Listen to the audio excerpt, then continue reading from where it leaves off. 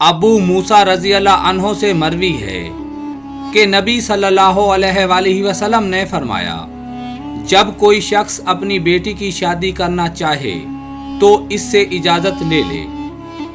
حضرت ابو ہریرہ رضی اللہ عنہ بیان کرتے ہیں، رسول اللہ صلی اللہ علیہ وسلم نے فرمایا، جب تمہارے پاس کسی ایسے شخص کا پیغام نکاح آئے جس کا دین اور اخلاق و عادات تمہیں پسند ہوں تو اسے بچی کا رشتہ دے دو۔